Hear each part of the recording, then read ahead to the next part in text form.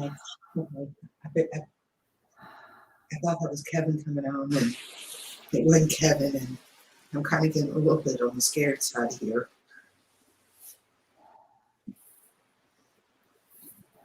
Where's Kevin?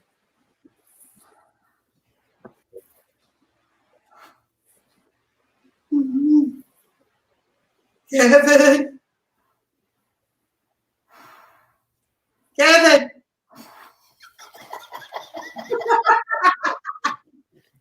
I can't do it no more. It's hot, isn't it? Ooh, I'm showing a little leg. Show a little leg. Was that scary? It was very scary. I saw you pop on, and it was like, okay, is he gonna come on, or how are you doing? I'm good. I don't know if I can be heard in this mask. I can hear you. Ah, And that is Michael Myers. yes. Let's see here. I'm not going to tuck it in. I imagine that thing does get hot. It doesn't look like it has much room for air holes. This is made like the movie version.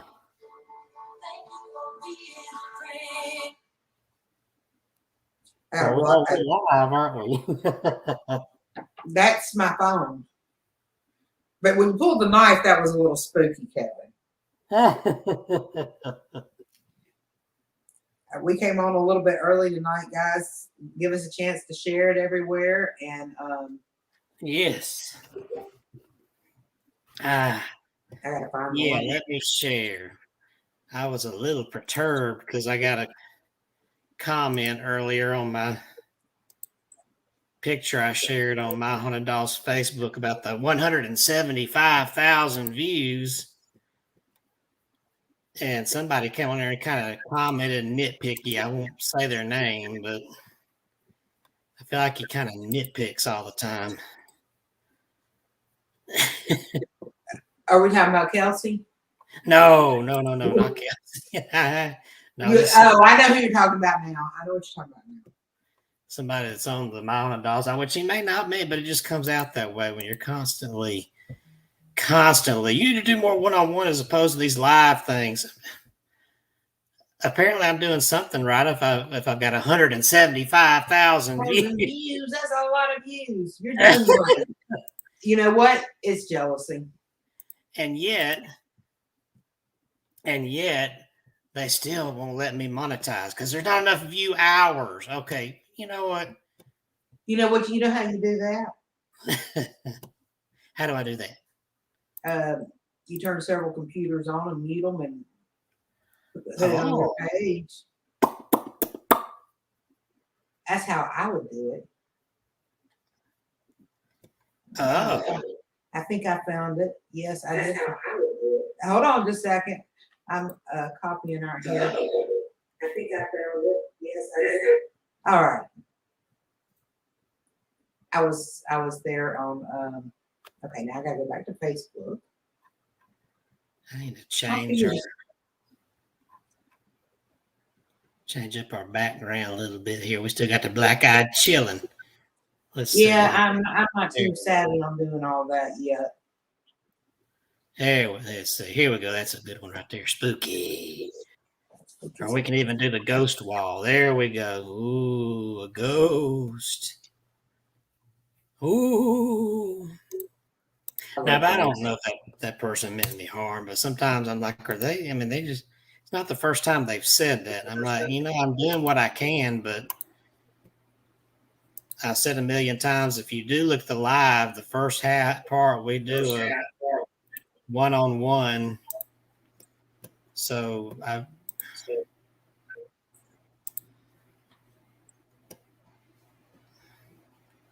don't remember how to do that. All right. Got lost in my own thoughts. I'm still trying to share everything here. Somebody commented, "How's it going from Wacky's Halloween? How's it going?" Yes, Hello, fellas. Blackies. We're just I'm sharing. conscious. And I had started out and they wearing a mic, but trying to share our videos here. In fact, I'll put them on a little while longer while I'm sharing these. And I wanted to wear it now instead of later because Halloween Ends comes out this Friday in theaters and on Peacock. Oh, awesome. Did you watch the new Hocus Pocus? No, I don't have Disney Plus, and I love the original so much. I was afraid I was going to be disappointed. And they didn't have back there. Here we go. They didn't have the kids from the original. I mean, they're grown up, but it would have been really neat if they had them in there too. It would have. I watched some of it. I fell asleep. And so I was just tired.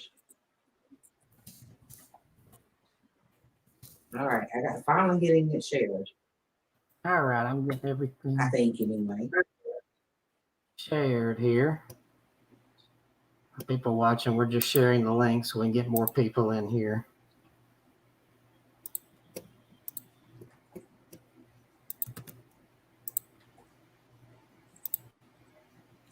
Yes, Kevin's bringing on something tonight, special, aren't we? Yeah, I've got them right here. No, let me get back over there so I can see you. Okay, I got mine in front of me. Well, Let's see here. If this thing's running slow. It is running slow. I thought it was just my end. All right. Now I got to get back to my page. There we go.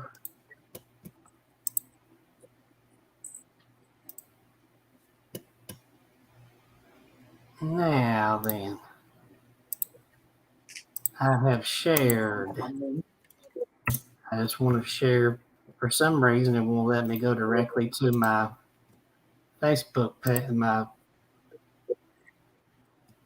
the My Haunted Dolls Facebook page anymore. For some reason, It did me the same way.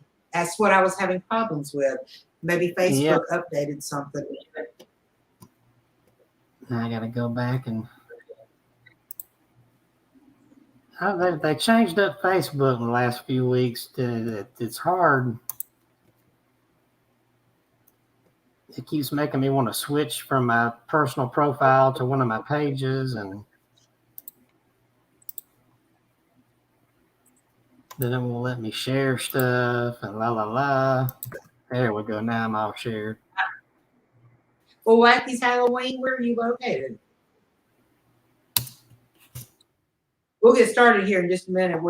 The Facebook updated their crap and it's giving us a hard time. Still not letting me. Okay, I give up. I don't know. Wait, here we go. Yeah, it took me a minute. But I started earlier than you, a lot earlier. Yeah. Yeah, I thought it was just me being slow.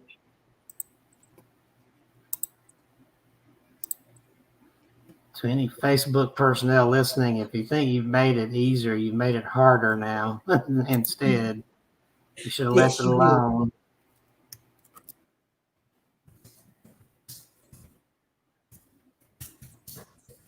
I hear music.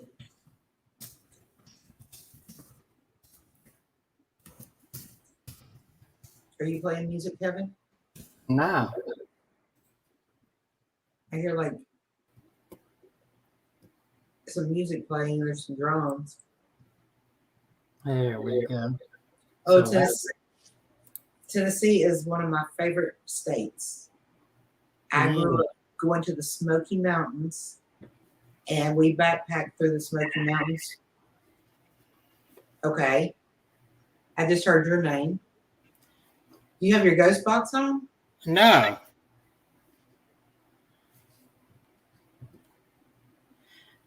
No, I don't have it on yet.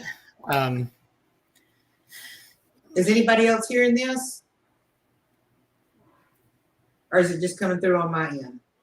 I don't know. I didn't hear. There was some kind of noise. I couldn't hear what it was, but all right. But I do have the spirit box ready to go here. Now, where is old Kelsey at? You know he's doing a wedding meeting. Oh, so he ain't gonna be on, huh? No, it's just us, but that's okay. Oh well. Hold on, I got the wrong ghost box here. I have got mine on now, so I do Mine's have. Yeah, it's gonna be hard to show. I'll have to bring the camera down here and kind of point upwards because these little babies, here they are. They're leaned forward. They're made that way. I can't straighten them. So, but these are a brother and sister. Dang, I meant to go back and look. These are from Cherie Shun, and she told me the names, and now I can't remember. I'm sorry, kiddos. I mean, they are just adorable. He has normal eyes. And look at her. She has those pink eyes. Why do they put pink eyes on those babies? I think it's cool, but Wacky's Halloween says they're not hearing. I'm not hearing weird voices.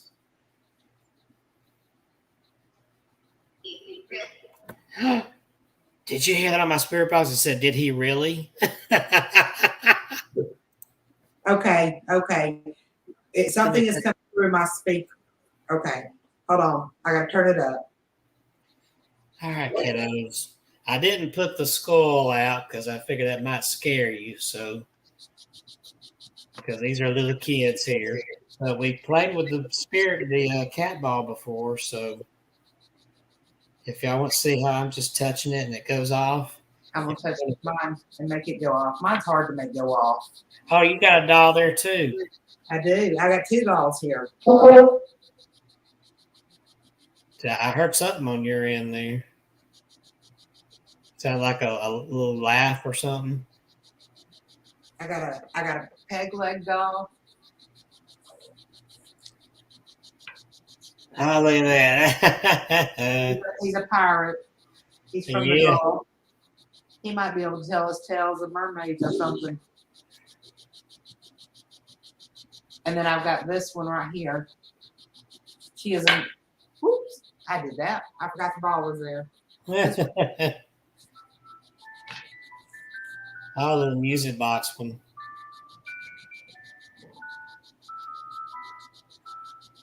I've got a couple that play music like that, and I was told, anytime they might play their own music, they play it by themselves. I've not once heard any music come from them. Either this one or the clown one will go off every now and then. Ah. Well, that sounded like my voice. It said something. And mine just made a static noise. I don't have my static on. It's just. Oh, I can turn my static off if you want me to. That's up to you. You don't have. I'll just turn my static off. Mine just said something about enroll. Are the children with these two dolls? Are you here with me? My chair just popped. That was not a paranormal noise.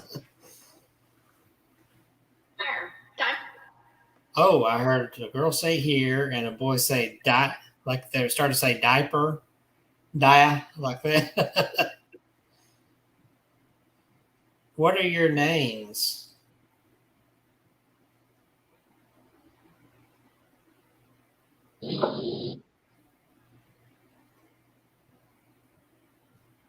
That static on my end. Static. Cherie told me that you're brother and sister. Is that true?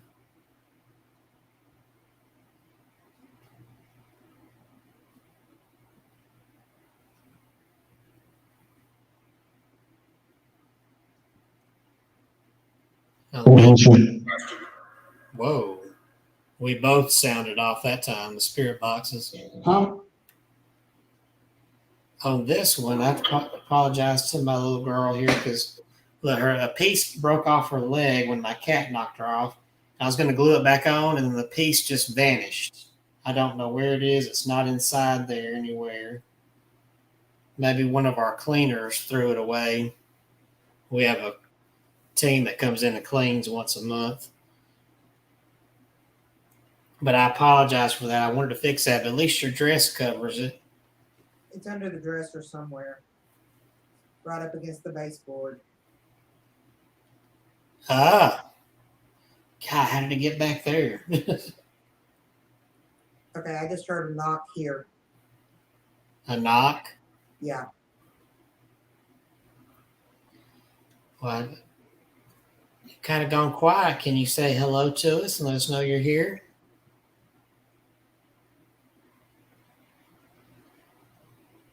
I just heard a knock again. Are you at Catherine's house knocking?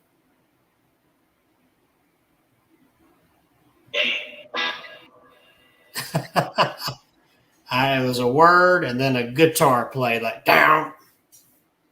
I don't know what the word was. Maybe get down. Are you being silly?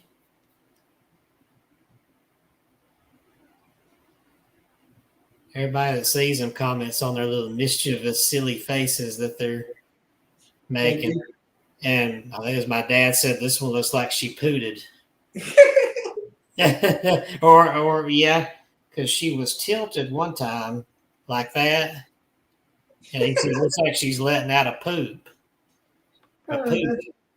Maybe that's how you lost the little shard of glass, was that she pooted in it. I heard a thud in there. I went in there, and there's the cat looking all innocent, and she was laying on the floor next to the cat. Kitty cat stopped trying to get up there. Music just came through my speaker. Yeah, I heard that.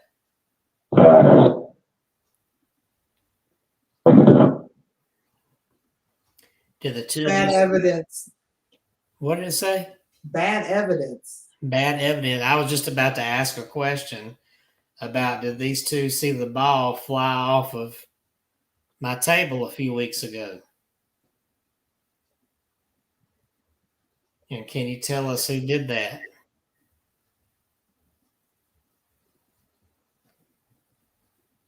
You got an Amy somewhere? Amy? There's an Amy in there. I don't know. Gosh, I lose track of which one's which in there. I got that book. I have to keep a binder of all the items. And thank you to Wacky's Halloween said, I love your channel. Thank you. Be sure you like and share us.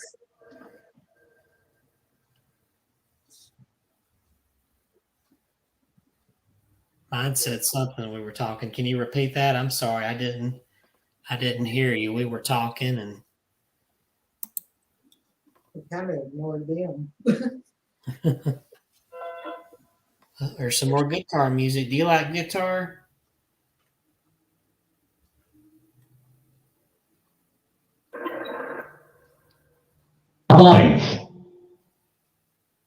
That kind of scared me. I couldn't tell what it said. I think we got my pirate in here. Your pirate? Yes. There's an R, you matey.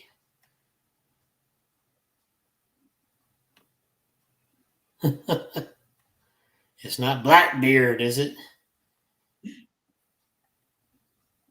I don't know. As long as it didn't what was his name, and that was my hand went by. what's his name? That mean one in Louisiana back in the day. I think his name was Jean Lafitte. As long as it's not him, because he liked to slit throats. I don't think this is an actual pirate. I think this is a. Oh. But he's like attached to the ball. Ah. And I'm seeing a guy with it's sun bleached, not like white, or anything. Like he had curly hair, and he liked to surf. He liked the Gulf Coast. Oh. And I'm seeing him. He had a long sleeve blue shirt on. Ah. He pulls it off and he puts a wetsuit on and he's going out there to surf. And I'm seeing a bunch of friends around the campfire. It's not on the beach. The campfire is not right on the beach. My box just said surfboard. Awesome. Yes, I did. Yes, I did. He said.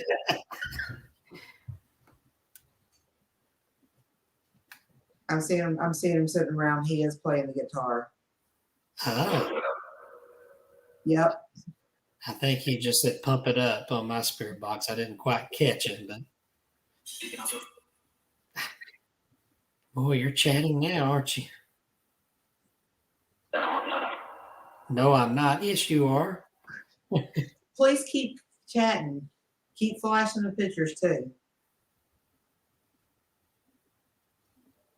If you want to, you can set one of our cat balls off. I've got one here in front of my dolls. There's one over there in front of Catherine's dolls.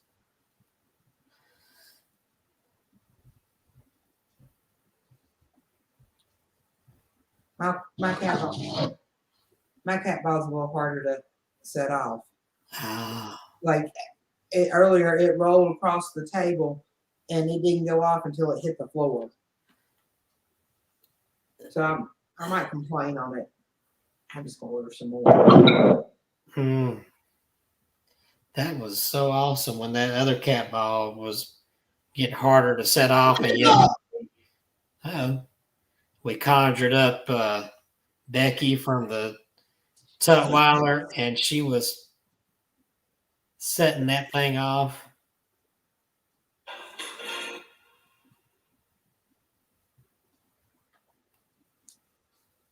West. He West? That was a girl's voice. Was that Becky?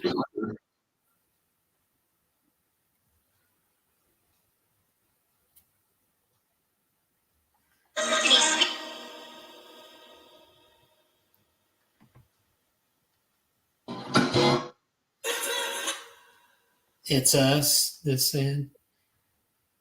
I was about to ask her, what about my children with these two dolls? Say your names for us so we make sure we have your names. My name's Kevin, so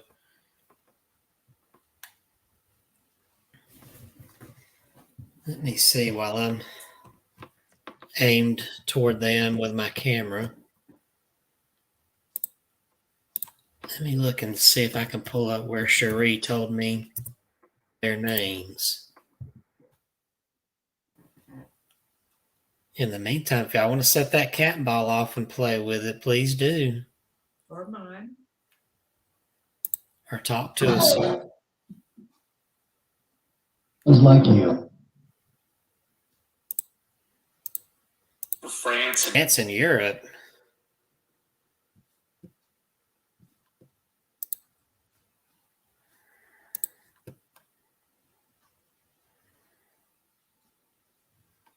For some reason, David Matthew keeps coming to my mind.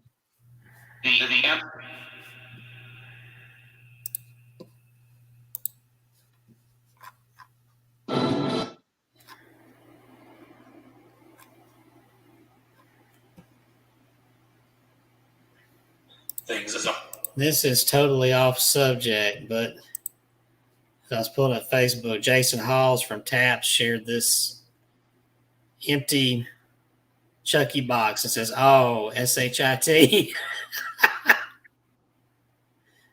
There's an empty Chucky box in the Lowe's or Home Depot. I wonder where he ran off to. I had to show that. That was funny. Okay, I need to.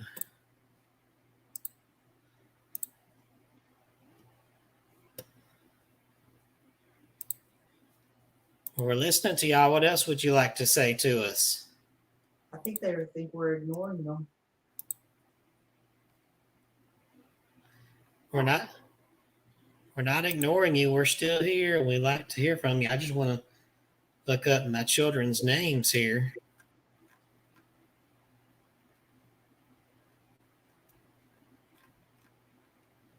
And make sure we.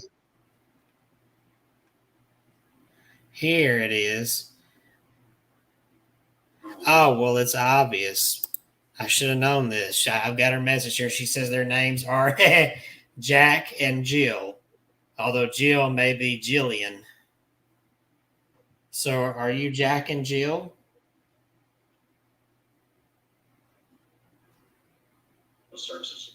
Services? Do people tease you about going up a hill to get a pail of water? They do. How old are you two?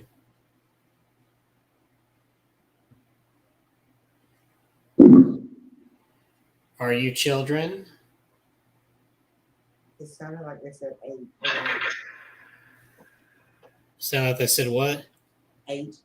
8? Are you twins? Go on.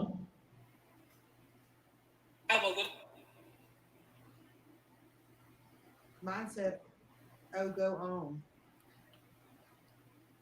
Okay, so which one of you is older, Jack or Jill?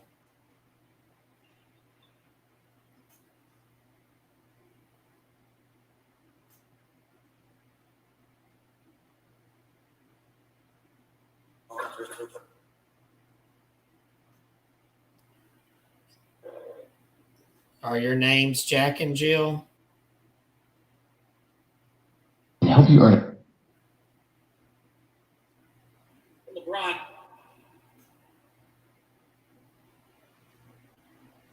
It sounded like it went, it's got to be right, and then it switched gears and finished out the 8.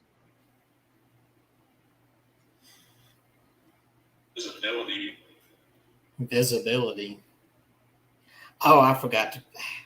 I got to remember to set up the lights, the grid thing here in the. I forgot to get that out. Dadgummit. Here in the hallway or whatever you want to call that. Mm-hmm. The entryway here. It's not really much of a hall. It's more of an entryway into the room.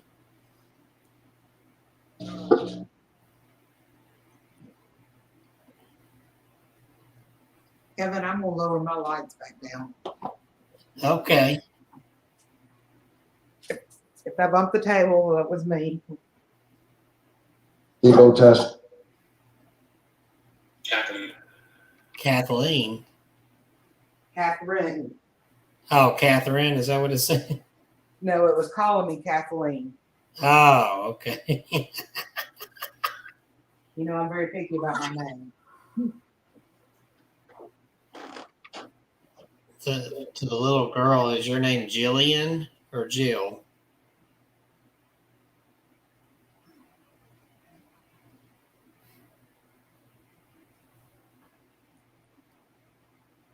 They're getting quiet. Oh man, I turned my lights down too low. Come on.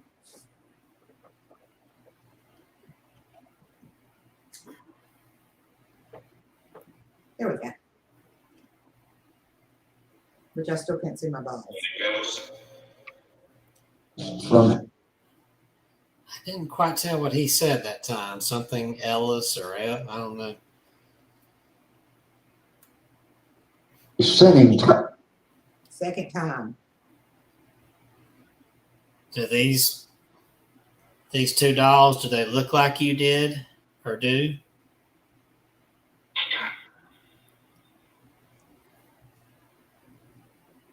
Oh, this one is bald. That piece of hair with a ribbon around it.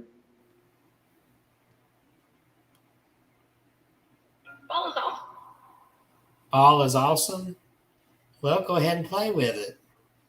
Can you touch it and light it up? Oh, there's Kelsey. Kelsey. He's driving. I guess I'll add him to the screen. Am I He's in in? his car anyway. That way. Yeah, just got out of a meeting. Just got out of my meeting and I'm headed away. And I thought I'd go ahead and log in while I was driving. Is that okay? Is that okay? Yes, that's okay. Okay. All right. Did I interrupt the spirit session? Yeah, well, they're kind of quiet. They're talking a little bit, but they've not done any action.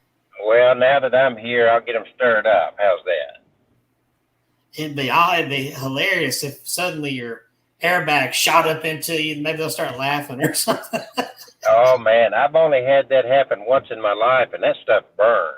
Yeah, I heard that you feel like you're getting punched in the chest. And don't even remind me because I'm in Alexis right now, and the other time that it happened to me was in Alexis. So I don't want this one to get hit like the other one was. We really don't want that to happen. That was just some car. I know you're acting like a Christian now, just wishing bad things on people. I thought you were my friend. Okay. Says, all right. So excitement, Kelsey. You what? You missed all the excitement. I don't know what excitement you're talking about. You'll have to update me. You'll have to watch the beginning of the show. Oh, when I can't. Driving. Huh? When I scared you? Yes. I didn't. Oh, I really did you scare you. You scared Catherine? Yeah, I had this fella on, and I was in the dark with just the light on my face, and I wasn't responding. Well, go back. I'm listening. I'm just here. I'll listen. Talk to the spirits. Talk to the spirits. Hopefully the spirits will talk to you. Yeah. Well, they have chatted, and they've chatted through both of the boxes. I've seen some pictures. Yeah. So do you have your cat balls out? Yes. We do. Right and there. Do we have the REM pod skull out? Well, I didn't want to scare the kids with him, so I put him up there. Is what it on? Kids? It's not on. Well, there's children with my dolls, so. Oh, them children are tougher. They've been around for a long time. Just because they look like kids, they're now in the spirit world, and they know more than you do. Oh, well. Now I feel so tiny now. Well, that should be a good feeling for you. Well, it should be a good feeling for you. It's not? Let me put Kelsey's future head down here. Oh, should I get a tattoo of the Ouija board on my head? That's a good idea. I've never had a tattoo. I think I'll go say I want my head tattooed with a Ouija board. And that way I'll go around, I'll charge people to talk to the spirits on my head. That's a good idea. Thank you, Kevin. All righty, kids. I've put the... So, Catherine, find me a tattoo artist that can get me a Ouija board tattooed on my head. No. I like that idea. Uh-oh, I think my REM pod needs to be recharged. It's very weak. Now think about this. So when I die, lay me out to where my head's kind of propped up and the Ouija board tattoo's up there, and people can come in and talk to me. Yeah. We'll put you in a glass coffin. A glass coffin. And then they can just we prop your head up like that, and then they can use their little pendulum Do we have any guests watching? Yeah, we do. Yeah, we got Halloween. Wacky's Halloween is on here. See, Well, there's hello. yeah, and they've complimented my dolls. I appreciate that. Oh, I take offense to that because I thought he was talking about you and me. They look really awesome. What a cute set of dolls. Oh man. All right, I'll silently drive so y'all can try to talk to rile up the spirits here. Any spirits in the room with Kevin, please come alive and communicate. Kevin needs to hear from a spirit tonight. Can I get an amen? Okay, so Wacky's Halloween, I gendered you as male. If I made a mistake, I'm sorry. But you said you were from Tennessee. Welcome to the show. I'm going to be in Tennessee day after tomorrow. Yes, you will be. Oh, the voice on the spirit box says was annoying. Who You talking about Kelsey?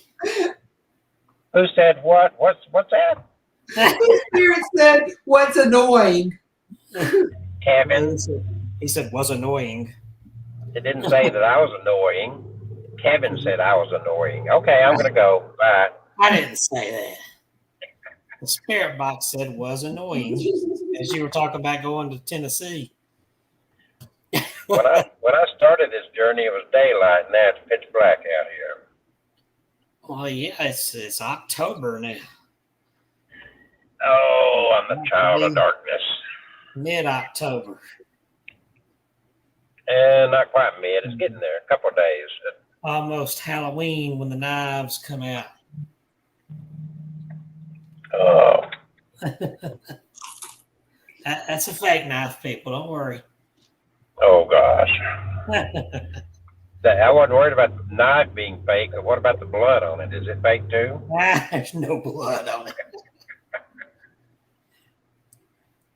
Well, are my children still here? Do you want to say anything to us?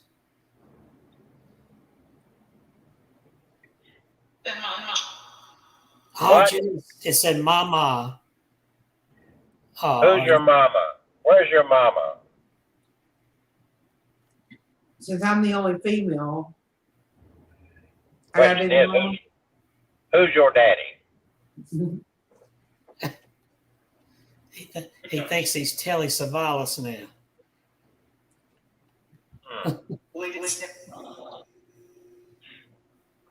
Are you looking for your mama? I may be running. What'd you say? Here. Is your mama here? Are you with your mama?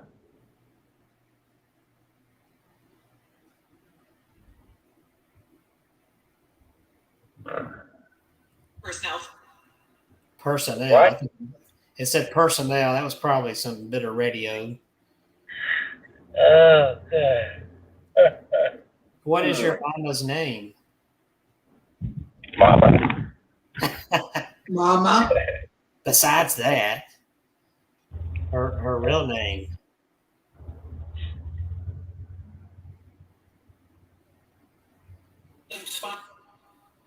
What? No, it said names, fight, something like that. You got cut off. Spot?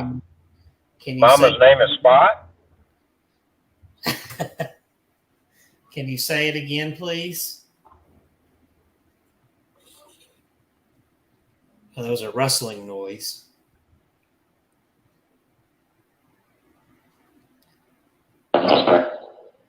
What? That was kind of a scary sound.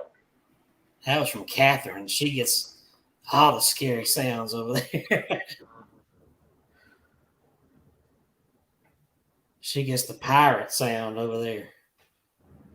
Pirate? With a pirate doll. Yeah.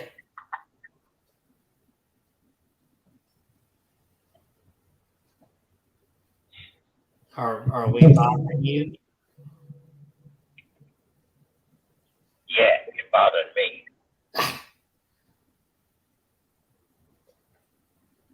I turn the echo down so it won't be so loud.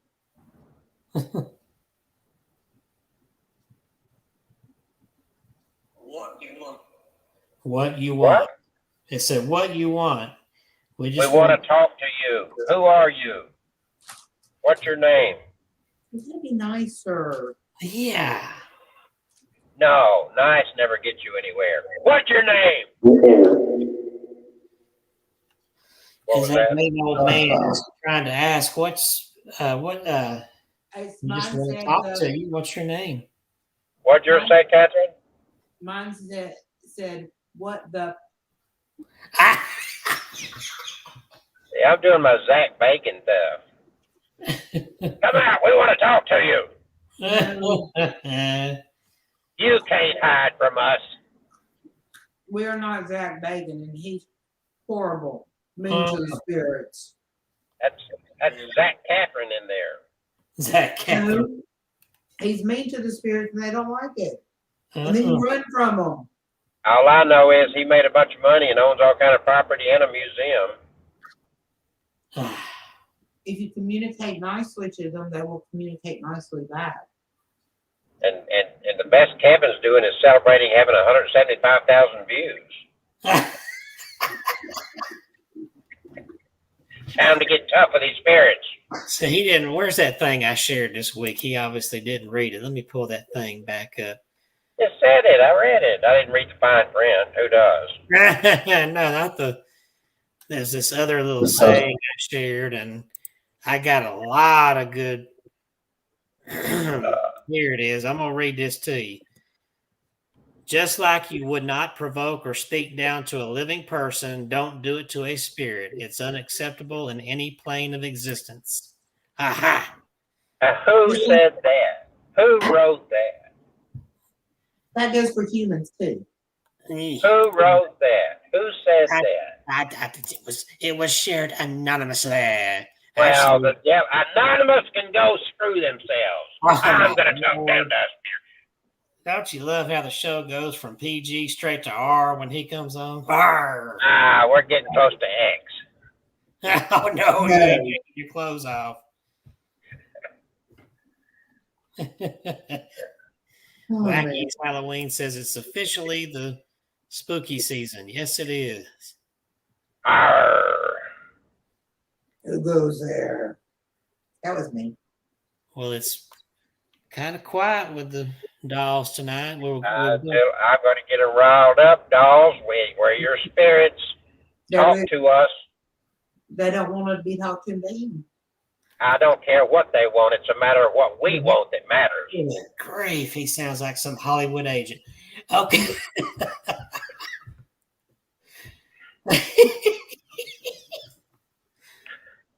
Kevin's Bastard. Yeah. See, at least I got the thing to talk. When you're mean to them, I can't be nice to them and see their stories. Because they're angry at me. They should be. I'm angry at you too. Well, everybody's always angry at me. Only They get Kelsey. over it. Only Kelsey would get himself called a bastard through his spirit box. No, Zach Bacon too. Well, that's because y'all are being mean to them. They're like nice. I'm not mean. I'm just telling them what they need to be doing.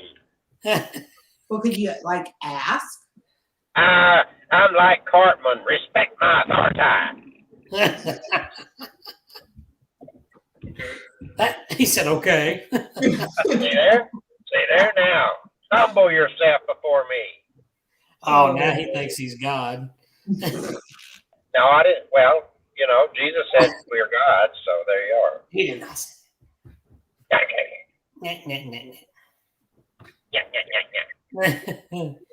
To my poor sweet children, I hope you're still here and didn't run away. Is there anything you would like to add? Yeah, what the hell's going on here? Oh my Lord. Yes. Yes. I wasn't talking to you. You said, my Lord, I'm here. What do you want? You ain't my Lord. Well, you're the one that called me Lord. Could he have come back?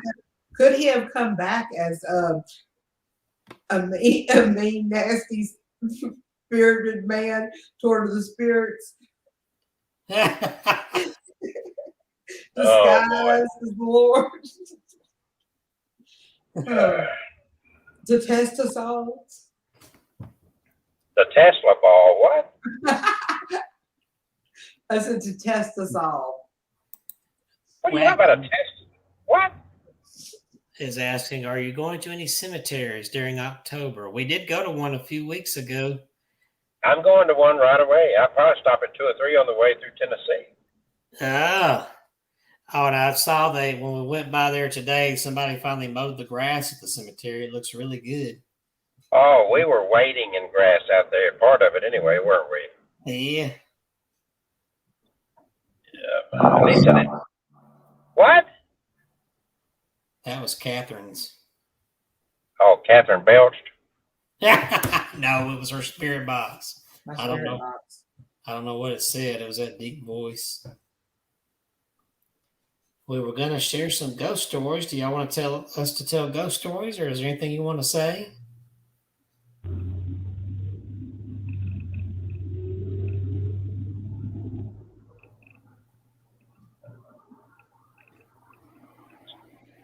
So it gets quiet.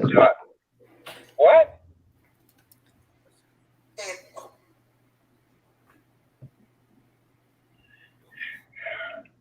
Yeah, my K2 is dead. I'm going to have to charge it. Oh, there it goes. Oh, the courtyard's open. I think I'll stop and get a Jack and Coke. Jack and go. Well, we are having a Jack and Jill on the show. That's This is Jack and Jill, or Jillian.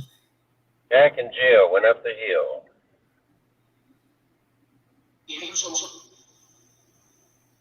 to That's fetch it. And so.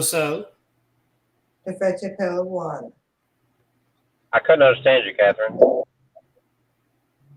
Fetch a pail of water. A bastard? What? He's making words up now. You got 3 dolls there? I've got 2 here, and she's got 2. There's not a third doll here. These are 2. 1, 2. Is that you behind the dolls? That's the skull, the REM pod. Oh, okay. Well, I can't tell. It's a small screen on the phone, and the phone is attached. I'm not holding the phone. We'll quit looking at the phone and drive. It's in my line of vision. We don't want a wreck on live YouTube here. I don't want to wreck either. Last Lexus I had got wrecked. It wasn't my fault either.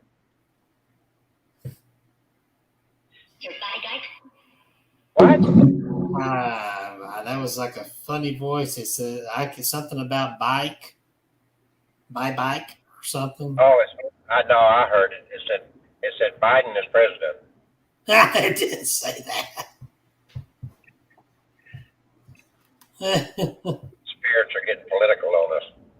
No.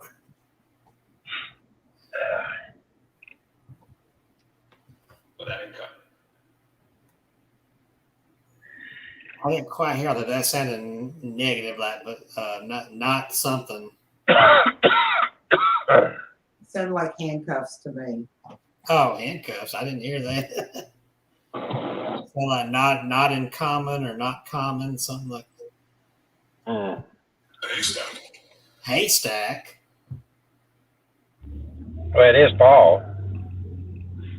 Are you talking about a needle in a haystack, or just? No. I got to tell you a story. Uh-oh. Both of us said, The think about it. If you look at back at that video of that guy that visited us tonight, this evening, just before dark, he had a haystack in the back of his truck, and he was going around. And I said I was the only one here that I would give it to a person. Maybe it's a warning. it's a warning? What? Yeah, he's gonna come back and kill me. Save me the trouble.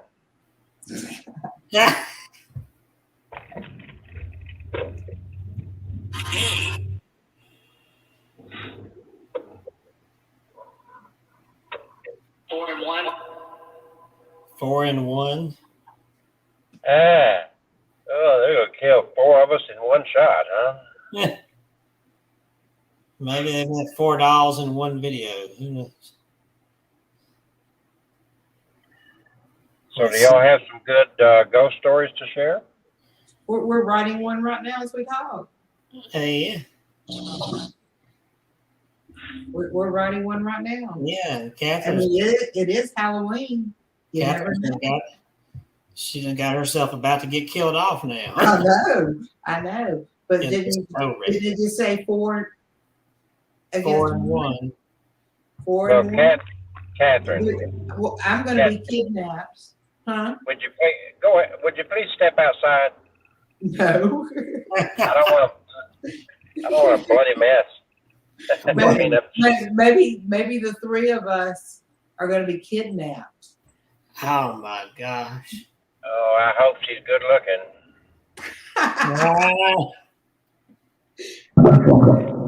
Oh, did you see that most recent autographed picture of that girl that Kevin got? She had her legs spread wide open. I was just thinking, if it's her, I don't mind being kidnapped.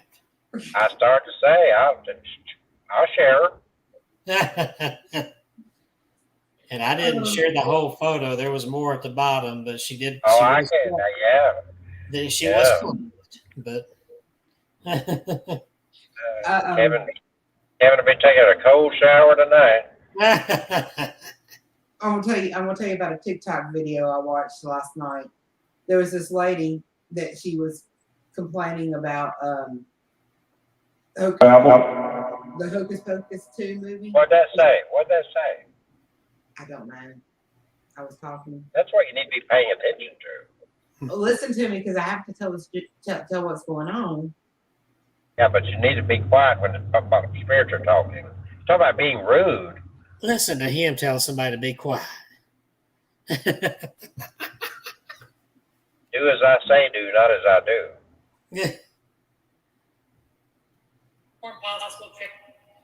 Possible trick. One possible trick. Is that what you said?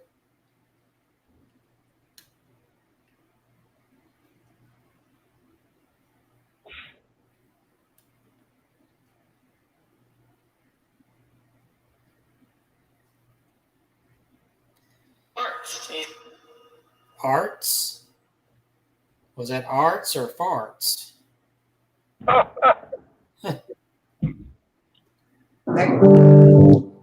Whoa. That goes back to the story Yeah, of the little girl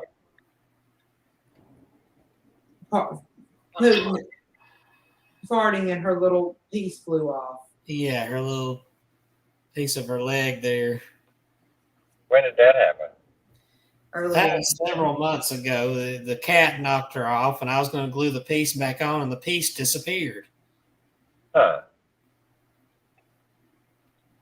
Before I could glue it back. She had it in her lap, and now it's gone. Oh boy. Do you know where the piece from your leg went? Up your butt? No, I didn't say that. Had the maids just been there when it Yeah, that's why I'm thinking that maybe one of them swept it into the trash. No, I'm talking about when it got broke.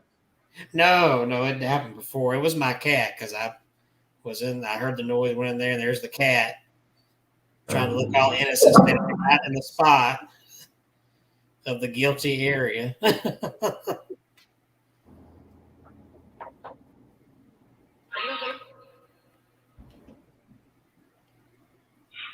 I am sorry your leg broke.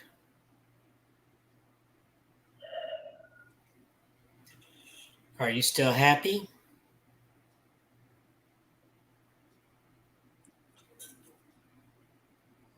They make that shuffling noise like little feet running away on the spirit box. I think they're busy playing. They don't want to. Maybe they wanted your attention and they had Maddie knock them off. Oh, well, what would you? Why were you needing attention?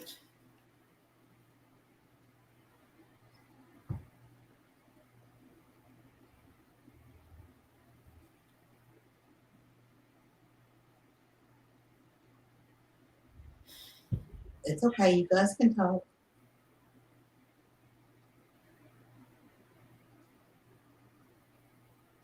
Five zero. Whoa. What was that?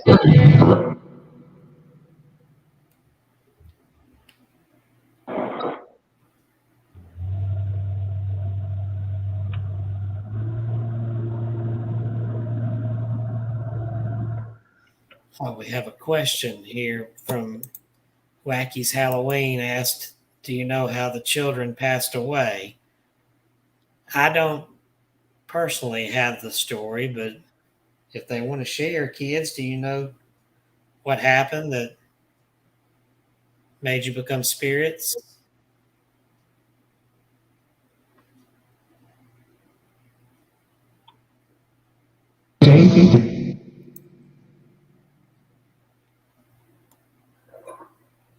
You got a voice there, Catherine. Did you hear what it said? No. It's a deep pirate voice. What did it say? We don't know.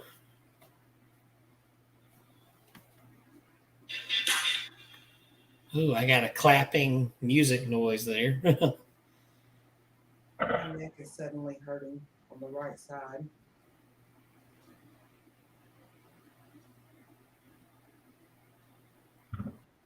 Well, should we kind of move into doing some stories and maybe we can leave Yeah. spirit box? Yeah. I'm gonna put the camera up here. Ooh, my hand is hurting from all that holding. Ah. Do a stand, Kevin. What? We gotta get you a stand. Well, I've got a tripod, but then it'd be in the way over here. I don't have much room. So I got a question, Kevin. Any more activity from your moon ball? Nope, it's not moved a lick. Has that ever done that before? Nope. So what we're talking about, if you hadn't seen the video, maybe you can share it real quick, the short version. Okay. Some of the viewers may have not seen what happened when he was doing a spirit box session on a jack-in-the-box there at his house. Yes. I think what I'll do is play let me get it up here. Maybe I should play the original because the short version, well, I'm not going to play the whole original, but just the clip because it has no music and you can hear my reaction there. And there's a noise that happened. I don't know if anybody noticed that. I'm going to pull it up here first. So, closing this door here, spirits. Anybody doesn't belong here, go back to where you came from and everyone back away. I'm going to close my spirit box down. Last There time we I go. said was weird. I'm closing mine down. Anything here, please back away. All right, I'm going to. Here we go. All right, let me go ahead and share this.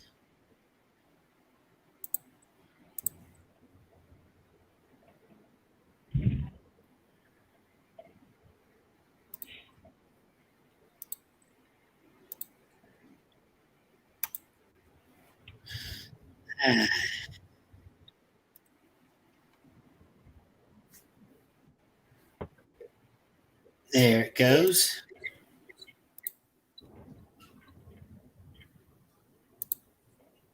She just got an uneasy feeling around him.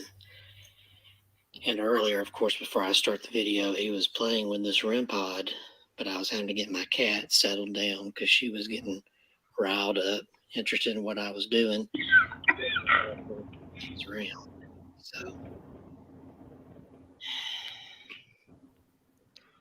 if there's anything Can you make a noise?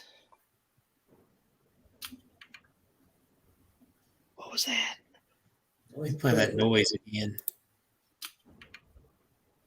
What was that? You hear that clicking? What was I that? do hear that clicking. What was that? What was that?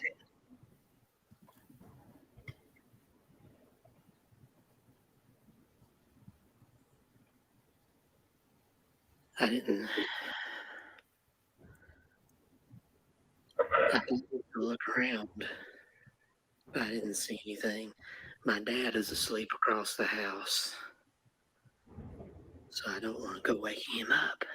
I was feeling hot and out of breath at this point, too. But I'm about to start a spirit box session. So I don't know. I keep missing it. What the crap? Here, let me play it again. No.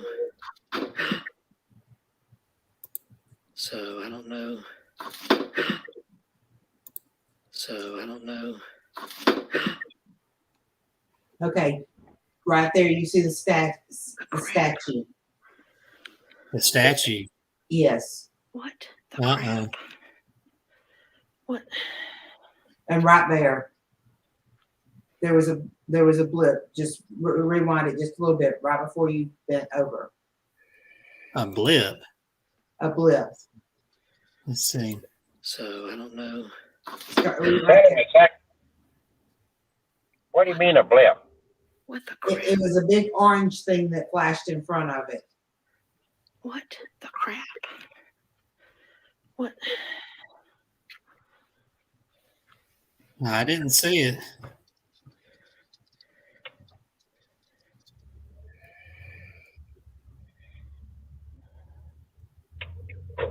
Did you do that?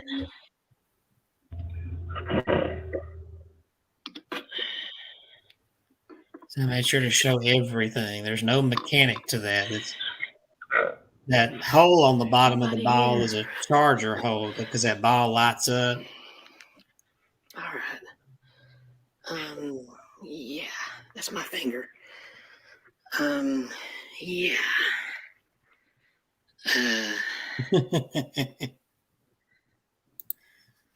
And then we can do the slow motion one. Let's see here.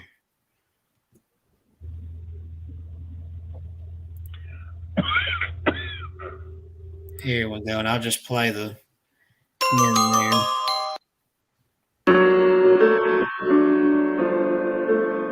Let's see, get the slow motion.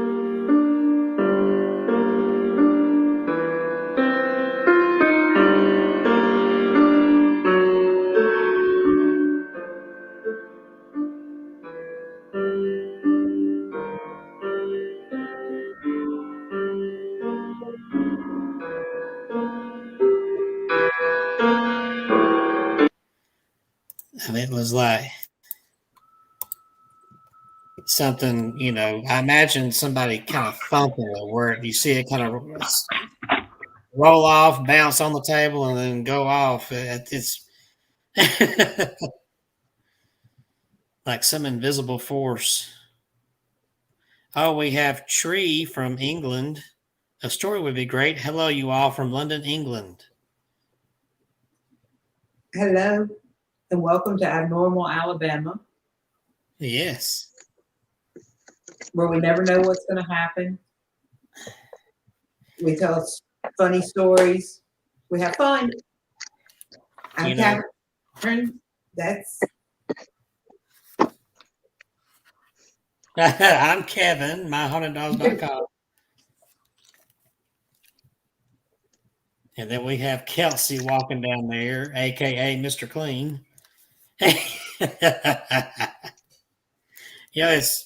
It's awesome we have somebody from England because I've actually got a story from England, a ghost story called The Passenger in Black, and I shared it on my podcast.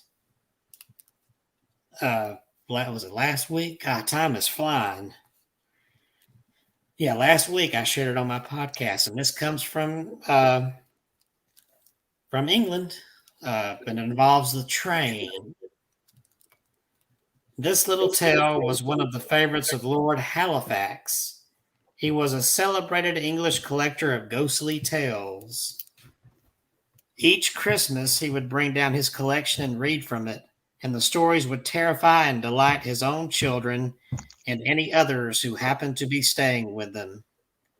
This particular story, concerns a certain Colonel Ewart, the relative of a close friend of Lord Halifax. The colonel was a rather stuffy man. He didn't like traveling on trains. What he disliked most was sharing his compartment with strangers, but sometimes a trip was necessary. One day, the colonel had to take a train from the city of Carlisle to London. When he arrived at the train station, he was relieved to find the train was not crowded. In fact, he found an empty compartment without any trouble. And then alone, the colonel was very happy. He took off his coat and boots in order to be more comfortable, and then he took out a copy of the Times and settled down for a pleasant journey. The trip was a long one. The train was warm and it rocked gently as it sped toward London. The colonel found himself. Whoa, what was that?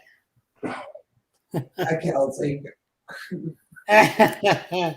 The colonel found himself dozing over his newspaper, and soon it slipped from his hands and he was fast asleep. Colonel Ewart awoke slowly. He was not sure how long he had been asleep. It must have been over an hour. He had slept very soundly, though, but now his neck and back were stiff and his mouth was very dry. The colonel looked for his newspaper, and it was then that he first realized he was no longer alone in his compartment. Sitting across from him was a woman in a black dress. Her face was almost completely hidden by a thick black veil. The colonel had no idea how this woman could have gotten into the compartment without waking him. That, however, was not his first concern. Colonel Ewart was a very proper gentleman. It was not proper for a gentleman to sit in the same compartment with a lady without his coat and boots. So he quickly put on his coat and fumbled for his boots. "Oh, I'm sorry," he mumbled. "I didn't realize you had come in. I thought I was alone." The woman in black said nothing. Thinking his fellow passenger might be a bit deaf, the colonel repeated his apology more loudly this time. Still, she did not reply. The woman in black did not even look up at him. She seemed to be staring at her lap, at something hidden in the folds of her skirt. Then the woman began rocking back and forth, and she started to sing softly as well. Colonel Ewart could not make out the words of the song, but they sounded familiar, like some sort of lullaby. He was suddenly struck by the fear that she had a baby with her. Oh, the colonel hated babies. He imagined an infant crying and screaming all the way to London. Oh, no. Whatever the woman was holding, she was holding it very closely, and he was unable to see what she had in her lap. And then he thought, if she was traveling with a baby, surely she must have some paraphernalia for it. Bottles, carriage, something. He reflected that most new mothers seem to always need trunk loads of equipment for even the shortest trip. But he could not see any sign of any baby equipment. No luggage of any kind, actually. Nothing in the compartment except his own. Stranger and stranger, he thought. He was not ordinarily a curious man, but this woman had aroused what curiosity he had, and he really did want to see what she held in her lap. Suddenly, all curious thoughts were wiped from his mind. There was a screech of metal wheels against metal rails, followed by a crash and a terrific jolt. Colonel Ewart was thrown violently backward and then forward. His suitcase was knocked from the rack and struck him sharply on the head. For a moment, the colonel was unconscious. When he awoke, he realized there had been a train accident. As a military man, the colonel had faced physical danger many times, and he did not panic. Instead, he rose slowly and checked himself, and the only injury seemed to be a bump on the head where he had been hit by the suitcase. Then he carefully left the compartment. Outside, everything was in confusion, chaos. People were running about, shouting. At the front end of the train, there had been some injuries. The colonel went forward to see if he could help, and then he remembered the woman in the black dress. So he rushed back to the compartment in which he had been sitting, but it was empty. He realized that did not see her after the crash. Perhaps she had fled before he awoke. The colonel searched among the passengers who were wandering about outside the train, but he could not find her. He talked to the trainmen. They had not seen her either. No one had seen her. Moreover, the trainman told the colonel that after he had boarded the train at Carlisle, his compartment door had been locked. That was customary, yet he had clearly seen the woman in black. He was puzzled and deeply troubled. The trainmen acted very oddly about it. They did not want to talk about what might have happened. It was several months before Colonel Ewart learned the awful truth. He had described his experiences many times, and one day he told it to a railway official that he had met. Upon hearing the story, the official turned pale. "So it happened again?" the official asked. "What happened again?" demanded the colonel. The railway official said that a few years before Colonel Ewart's meeting with the passenger in black, there had been a particularly horrible accident on the Carlisle to London run. A bride and bridegroom had been traveling on the line, and it was the young man's first trip to London. He wanted to see everything, so he stuck his head too far out the window, and it was caught by a wire. The impact completely severed his head. The headless body fell back into his young bride's lap. No one else on the train knew what had happened until the train pulled into London. They found the young woman sitting in the compartment, holding her husband's headless body. She was rocking back and forth, and singing a lullaby to the body. The shock had driven her completely mad. The poor lady was committed to an institute, but she lived only a few months. She never regained her sanity. She would sit for hours on end, rocking back and forth, and singing that same lullaby into the night. From time to time after her death, passengers on the Carlisle to London train had reported seeing her tragic and awful figure sitting in that same compartment, rocking back and forth, eternally singing her lullaby to her dead husband. Whoa. How about that story? And Tree in England says, "Thank you. You're very welcome. That was a good, creepy story." Okay, class. Oh, Kelsey left. Anybody else got a spooky story?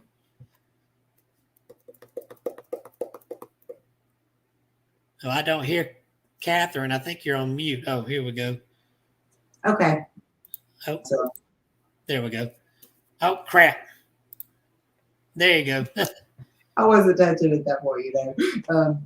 He's muting me. He doesn't want me to talk. Tree, what time is it over there?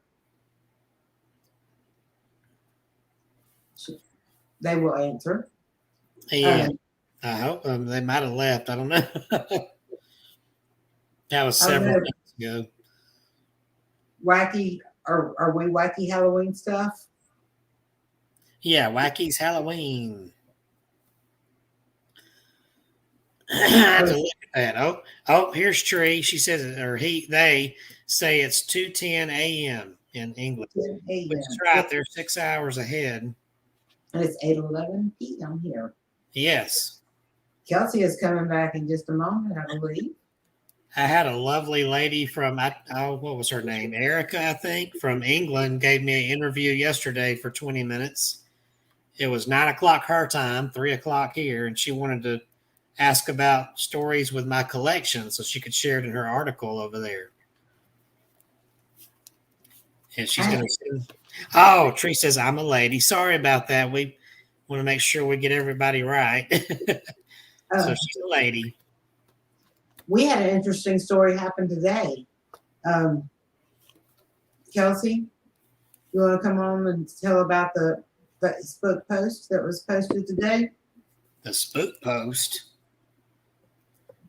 Or the Facebook post? There was not a Facebook post. You keep confusing. I made the post because the message was sent to me. Oh, So you keep misinterpreting it, even though it was pretty profound. But it was sent to me because a few years ago, when we still occupied that building over in Shelby, and where we started this program we're doing now, we were also doing a lot more activity than we are now. And and we became kind of known in that area for what we do. And a lady and her husband, I guess it was, dropped in, and we proceeded, I guess, Catherine, I don't remember the details like she does, but she wants me to tell the story. Bottom line is that the reading that was given to the lady indicated that she had some illness, and it was unknown what the illness was, but her doctors would soon find out.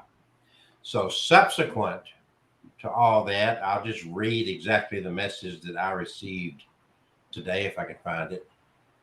Bear with me. Yeah, I remember seeing that. And it was a pretty profound thing. I can find it here. Hi guys, it's Shelly.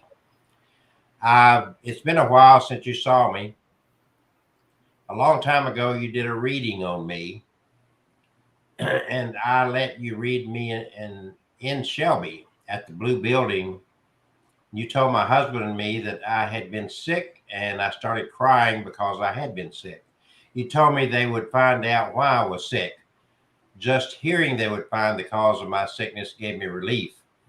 Not long after seeing you, I found out I had cancer. I am now cancer free, but I was just wanting you to know that yes, you are right, and they found it. So we do receive feedback, sometimes not quick, but amazingly, that although the 2019, I guess 2019, I guess that would have been sometime, and so 4 years later, we get feedback on a reading that was done back then. I guess that's the story that she wanted me to share. that is the story I wanted you to share. I'm glad that she's doing okay. So she also did her own YouTube video. I looked her up, and she said she was having some difficulty. So I don't know. That's all I've received from her. But she did have cancer, and she says she's cancer free. I don't know what else she's going through there, but I hope all is well with her. And I hope maybe what we did encouraged her to get to the doctor. I don't know. She didn't give me any detail on that, but that's all I've got of it right there. That's all we got. That was a spooky good thing. It was a spooky good thing. Yeah. Kevin. Yes. Tell us about your book. Oh, the new book. Let's see here. Gosh, it's 8:15 already. Let's see here. Let's see. Here we go. Flash the new book up here. Hey, where'd it go? There it is. Fear not, weep not. Scriptures of my life and others too. Just an inspirational book I wrote because I wanted to share a little about my faith and how it's helped me in my life. So just a little something different. Oh, here he goes with the preachy thing. Put my book back up there. Fear not, weep not. But also, I still do have the scary stories. Let's see. Dark Awakening and Other Tales for a Midnight Hour, which is an original collection of scary stories, kind of like what I shared a minute ago, but mine are original stories. And then I've got the Haunted Collection books, My Haunted Collection, and My Haunted Collection, The Dark Side, for the scary haunted items that I have. And of course, fictional supernatural novels out there based on some of them based on true stories. But yeah, the newest one just came out last week. Fear not, weep not. Would make a great Christmas stocking stuffer or just a cheap gift. So buy today. MyHauntedDolls.com. I think I removed there it is, my bumper sticker image. MyHauntedDolls.com. Oh, and look at the picture right above. It's a wishing machine. Let's put the scroll up there. There we go. Yes, Kevin, I've had your picture on the wishing machine for quite a while. You've had my Yes. picture on there? Ah, well, thank you. These books you keep pumping out. Well, thank you. Now, I've got some hardbound and paperback. Supposedly my hardbound books will get here. Well, the paperback will get here Thursday and the hardbound by the weekend. So maybe next Tuesday I'll have some to show to hold up. Now I get to see what they look like. And of course, there's The cash on the check is yours. I didn't mention Kelsey's book. Dating the Dead and Spectrophilia. Sex, Love, and Marriage. The Abnormal Way. DatingTheDead.com. People making love to Bigfoot and cars. Go ahead and check that out.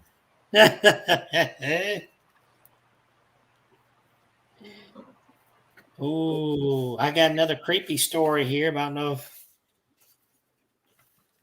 you want me to go ahead and share it now. Shall I share it now? No. Share it now. This one is the murderer's skull. Ooh. There have been many tales of murder victims haunting the spot where they were killed, looking for vengeance. But here's a tale with a twist. The ghost is that of the murderer, the one that did the knifing. And he is not looking for vengeance. He is looking for his head. This is another England one. The murder took place in England in 1826. William Corder was seeing a young woman named Maria Martin. Maria was pressing William to marry her, and so was her family. William had other ideas. He had come into a bit of money, and now he wanted to be free of his old girlfriend. He told her they would run off together. They got no farther than a place called the Red Barn. There, William shot Maria and buried her under the dirt floor. William Corder was a stupid man. He really put the noose around his own neck. At first, no one questioned Maria's disappearance, but Corder could not stop talking about her. He even wrote letters about her. Maria's family became suspicious.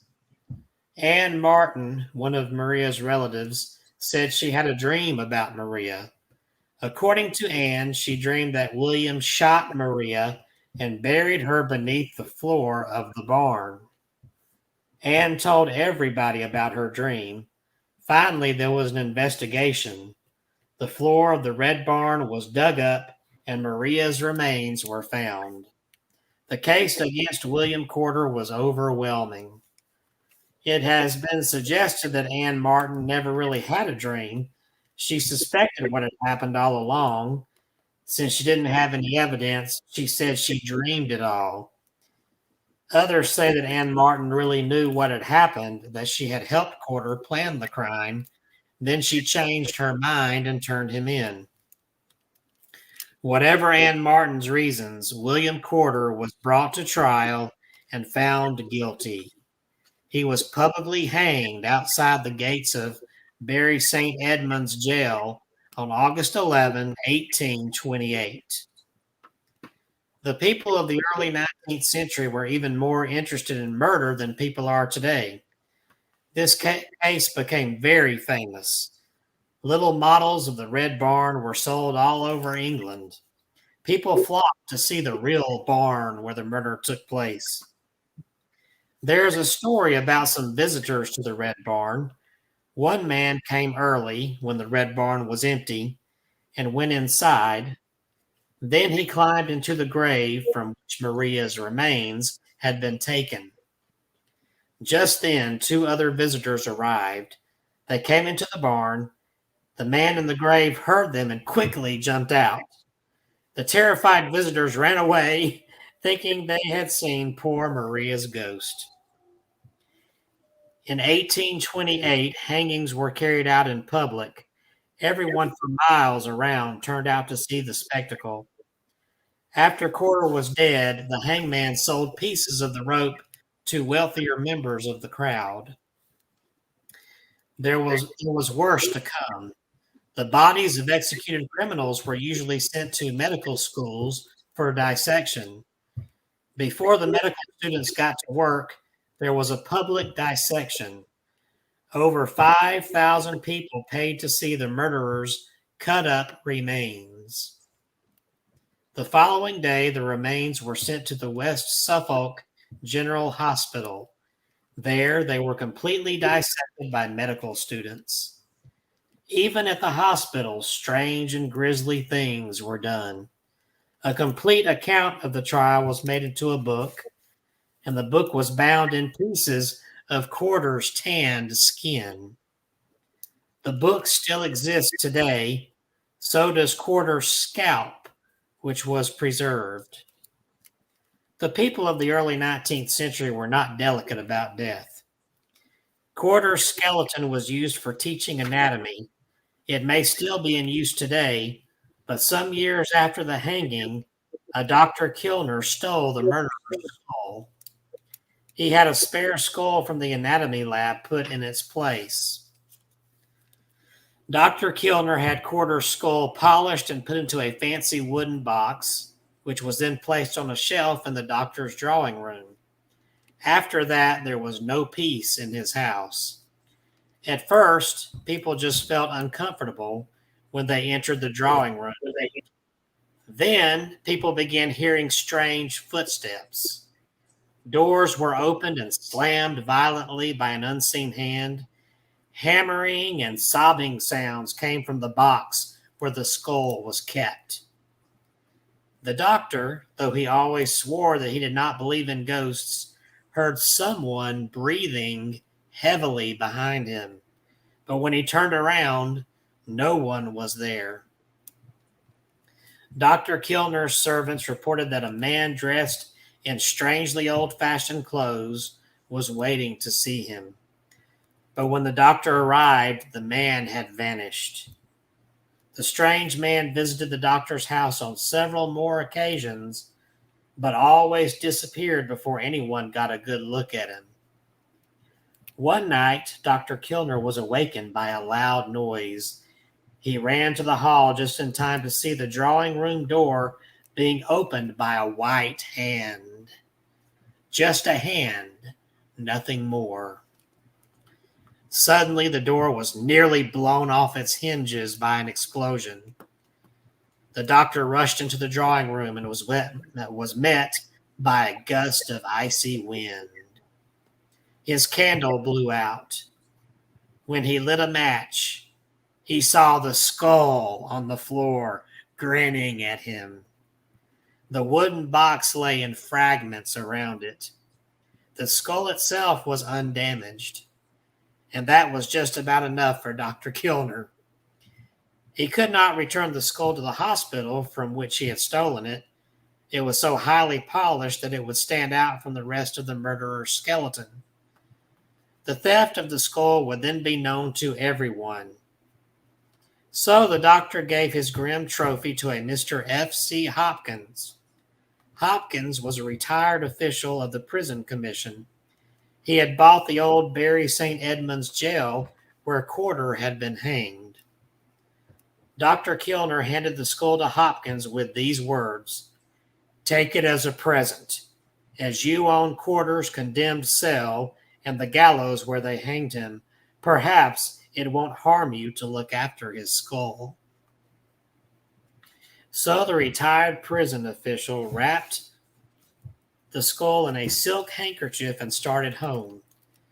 On the way, he fell and sprained his ankle. The skull rolled out of the handkerchief onto the ground. A lady who was passing by saw it and promptly fainted. After that, he had nothing but bad luck. Within a few months, both Hopkins and Dr. Kilner were bankrupt. They both blamed the evil influence of the skull. Hopkins decided to break the evil spell. He took the skull to an isolated churchyard and bribed a gravedigger to give it a proper burial. From that point on, the spell of bad luck lifted for both men. The murderer's skull was apparently satisfied. Oh, creepy. Do you have any creepy stories there, Catherine? Not right this moment. Okay. Let me think of something. I played that Halloween game the other night on Facebook. Halloween game. Yes, where I tagged you in it. Oh, yeah, I saw that. where it would say something like who screamed the loudest, and you would do at and who at whatever. And I can't remember what Kevin's was, but I thought Kevin will be taking notes and writing it down for a story. Yeah, mine was when I saw it said I'd be laughing. What I say, laugh myself to death at the other people being scared or something like that. Yeah, but it was I was just making up a funny story as it was going. It was kind of fun. I think most people took it as funny. Well, Tree says, "Thank you once again. You're very welcome." It looks like this book I have. I didn't notice it. This is one of my favorite Daniel Cohen books, but it's called Ghostly Terrors. But a lot of these are English stories. Here's one called The Gentleman from America. Not only are ghosts supposed to be deadly, but fear of them can be nearly as deadly. That is the point of this little story, which has been told in many different versions. It took place in 1927. David Bowman was an American visiting England for the first time. Basically, David was a good-natured fellow, but he could be rather loud and boastful, particularly when it came to America and Americans. To hear David tell it, everything and everybody in America was better than everything and everybody anywhere else. Boy, times ain't changed, have they? David's talk finally began to irritate two of his English friends, Colin Mackenzie and Roger Frost. David was going on at great length about how brave Americans are. "We certainly won the war for you," he told the Englishman. "I suppose Americans aren't afraid of ghosts," said Colin. Americans don't believe in ghosts. And you wouldn't be afraid to spend the night in a haunted room? Continued Colin. I told you I don't believe in ghosts. Then perhaps we had better tell him about the drum kettle ghost. And so they did. Colin's family owned a country estate called Drum Kettle.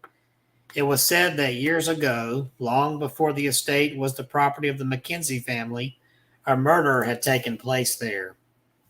A young woman killed her lover when she found him with another woman. She slashed his throat with a knife. She was hanged for her crime after. To the end, she expressed no remorse for what she had done. On the contrary, she went to her death saying she would do it again. And so, the story goes, she did. Her spirit returned to Drum Kettle. Whenever a man slept in the upstairs bedroom where the murder had taken place, he too was killed by the vengeful ghost. 3 men died in that room trying to prove they were not afraid of ghosts. No man has slept in that room since my family has owned Drum Kettle, said Colin. If you like, you can be the first. It was settled. The following weekend, David went down to Drum Kettle. The house was quite large. The people who lived there were Colin's younger sister and his aged mother, who was very hard of hearing. David was warned to say nothing of their plans to the mother or sister. His mother would forbid the risky venture if she found out. After dinner, the women retired early, and the 3 men went upstairs to inspect the haunted room. For a room that was used so rarely, it was in good order. It smelled a bit musty, but that did not bother David. The bed was clean and comfortable. The room was warm, and for a place that was supposed to be haunted, it seemed surprisingly cheerful. Colin pointed to a rope near the bed. It's an old bell pull, he explained. It still works. If you get in trouble, just pull the rope. It rings the bell downstairs, and Roger and I will come right up. I won't need the bell, said David with confidence.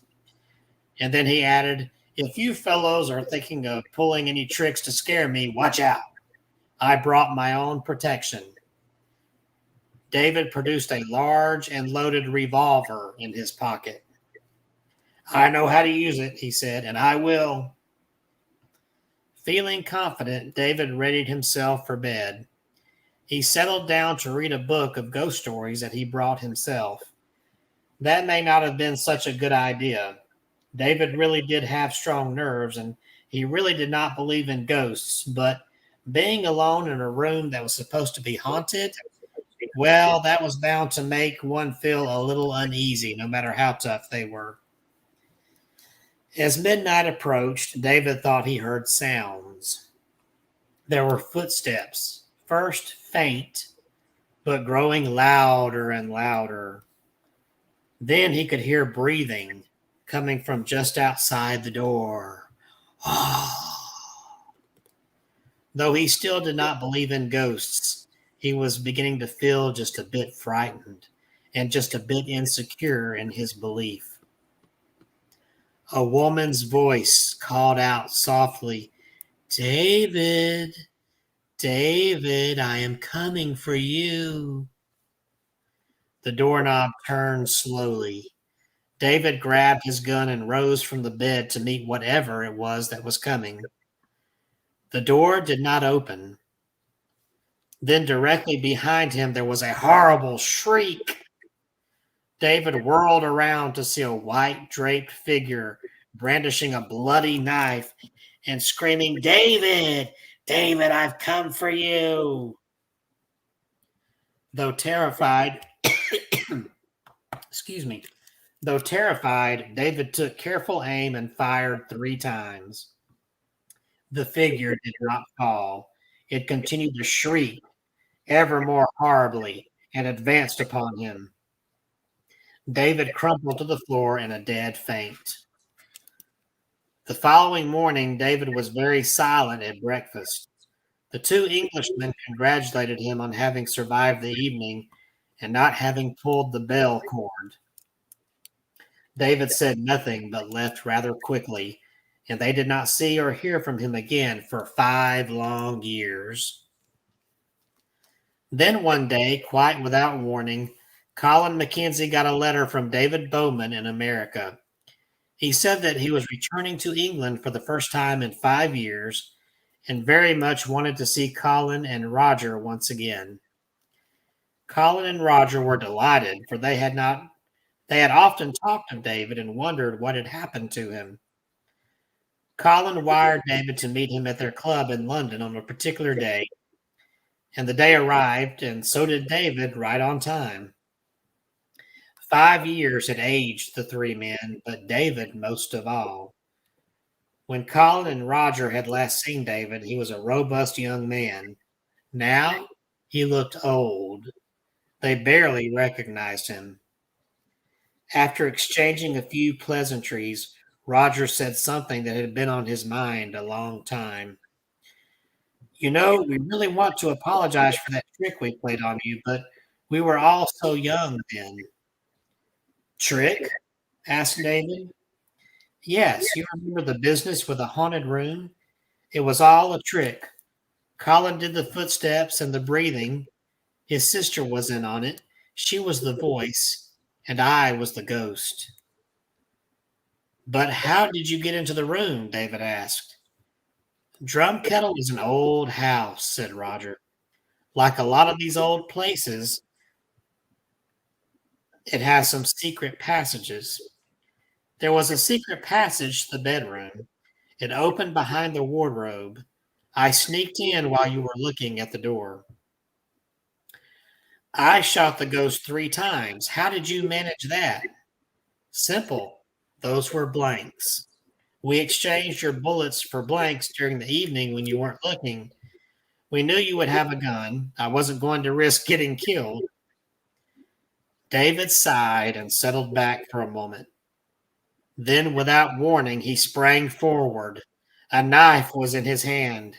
He severed Roger's throat with a single slash, and he would have killed Colin as well if the other men in the room had not grabbed him.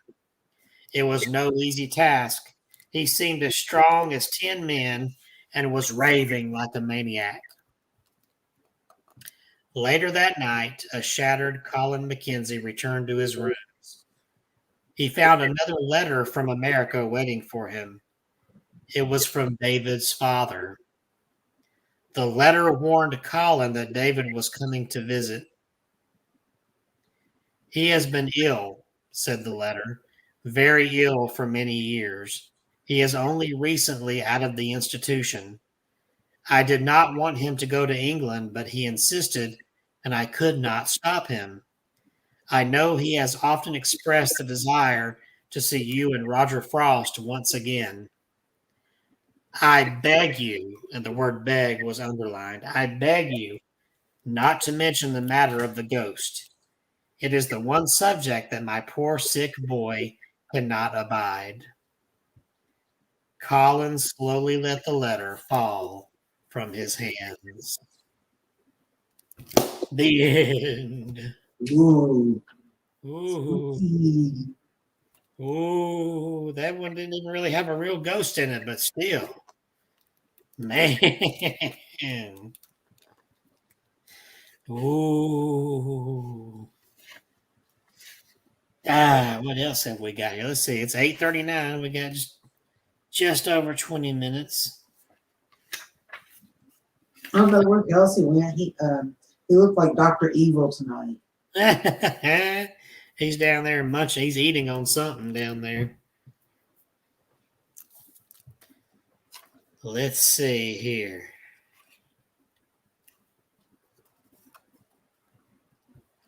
I want to see if there's one that's not too lengthy in here that we can share.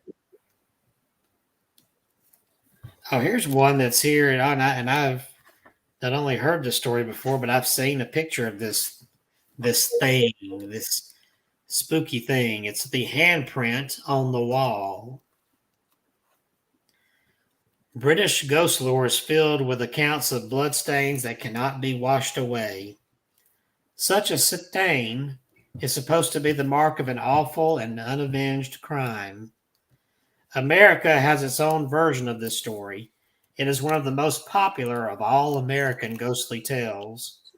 The setting is the coal fields of Pennsylvania during the late 19th century. The miners worked under awful conditions. The pay was very low, barely enough to keep a family alive. A man's pay could be cut or he could be fired without warning. The work itself was backbreaking and dirty. It was also extremely dangerous. Every time a man went into the mines, he risked possible death. The mine's owners did nothing, almost nothing, to ensure the safety of their workers. Even those who were not killed outright in mine accidents faced long-term illness from coal dust. All food and clothing was purchased at stores owned by the mining companies. Many miners found themselves deeply in debt to the company store. Most of the miners were poor immigrants, and they could find no other work. Many recent immigrants from Ireland had come to Pennsylvania to work in the mines. Starting in the 1830s, there were rumors that some miners belonged to a secret society called the Molly Maguires. The origin of the name is unknown. There had been such a secret society in Ireland, and its purpose was to protect poor farmers from their landlords. No one knew much about the Mollies. Even today, we don't know much about them. There were, however, the most frightening rumors. They said that the Mollies were dedicated to sabotage and murder. It was said that the Mollies swore a terrible oath of secrecy. They pledged to kill anyone who opposed them. Those who broke the oath were to be killed immediately. Supporters of the Mollies said that they were trying to protect the miners. If their names were known, they would be fired and perhaps killed themselves. Opponents charged that the Mollies were just lawless men. They said that the violence was used to settle personal grudges, not to better the conditions of the Irish miners. That controversy goes on today.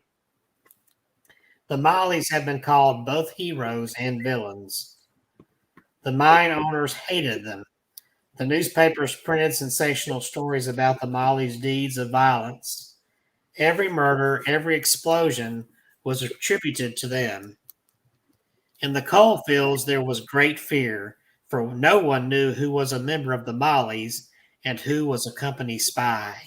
You could not trust anyone. In 1873, the mine owners managed to place a spy among the leadership of the Molly Maguires. The spy worked secretly for 3 years, and then he reported what he had found to the mine owners. As a result, many men were arrested and tried. Some 19 were hanged for murder. Many others were imprisoned. Was justice done? There is still a dispute. Some contend that many of the men were convicted on trumped-up charges. The mine owners, they say, were not interested in punishing murderers. They wanted to get rid of potential troublemakers among their workers. It is from this violent period of history that the story of the handprint in cell 17 comes from. One of the men arrested as a leader of the Mollies was Alexander Campbell. He owned a small liquor store. Campbell was accused of hiring 2 men to kill a mine boss. Campbell was tried along with 9 other men. They were all convicted and sentenced to hang. The other men stood silently. Campbell, however, protested his innocence. He continued to insist he was innocent right up to the day of his execution. The 10 men were to be hung on June 21st, 1877. On the fatal morning, Campbell rose early. To take him off to the gallows, he shouted, "I swear I am innocent. I was nowhere near the scene of the murder. I had nothing to do with it." He then struck his hand hard against his cell wall. it left a dark handprint. Campbell shouted, "There is proof of my words. That mark of mine will never be wiped out. There it will remain forever to shame the county that is hanging an innocent man." It was said in the region that when the 10 men were hanged, the sun was suddenly blotted out. Lights all over the county had to be lit. The day of the hangings is called Black Thursday. By 1880, many of the leaders of the Mollies had either been executed or were in prison. The organization just faded away, but Alexander Campbell's handprint did not. It stayed there, as fresh as the day it was made on the wall of cell 17. Many attempts have been made to remove the handprint. The wardens of the jail recounted his efforts to wipe out the mark. He used strong soaps, solvents, even a large eraser, but nothing worked. He had doubted the story until the day he tried to wash away the print. Afterwards, he said he was quite shaken. He called the whole thing a mystery. So, Campbell's prophecy about the handprint remaining came true. But what of the second half of the prophecy? Was the county shamed by hanging an innocent man? That is less sure. The handprint has become a tourist attraction where thousands of people come to the Carbon County Jail every year to see it. If the county is ashamed, it is not too ashamed to turn away tourist dollars. Yeah, that sounds a lot like our face on the courthouse window here. But there's a So I want to share a very scary thing here. okay. Right before Halloween, we got a few minutes. This won't take but a minute, but let's rock with it right here. Yeah, you wish you could live it longer back. Oh, You wish. I wish. Okay, so crazy girl, you need to do a working. I ain't working. There you go. This ain't that kind of show. Yeah, it is. Okay, so ladies and gentlemen, before the show ends, Kevin is going to do his Miley Cyrus impersonation. Party like it. What's her song? Party what? Party in the USA. Yeah. Oh, he knows. Come on, let's go. Just Kevin, come on. Wait, stand up. Stand up. Singing Miley Cyrus. And do you really want me to do a hot that look? Absolutely. You got some strange interest in Has he ever claimed to be normal? I would think my flute playing would be better than But I think all rock. twerking while you play the flute, that's kind of wrong. Oh, gosh. I'm too big to do I'm too fat to do twerking. Oh, no. You'll bust it, baby. I'm busting my pants, yeah. What's that other song? Let's see about Big Buzz. I like Big it. butt and your mother can deny. That's a crazy girl. Why do you want me to look at my thing? Oh. Why do you want me to look at my thing?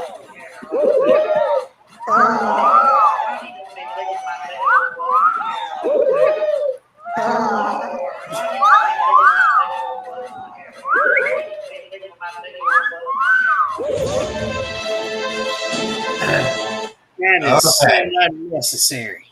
That was scary. Well, I Now people are going to have nightmares. I found a picture of that ghostly handprint in the jail cell of Pennsylvania, so I'll show that right quick. Allegheny? Is that Allegheny? No, that's the what they call it, the Carson County Jail, I think. Oh, okay. Have you been there? No, that's way up in Pennsylvania. I haven't been there You yet. never been? Yeah, come on. You travel out. Can you go to Pennsylvania? It's, Are you restricted?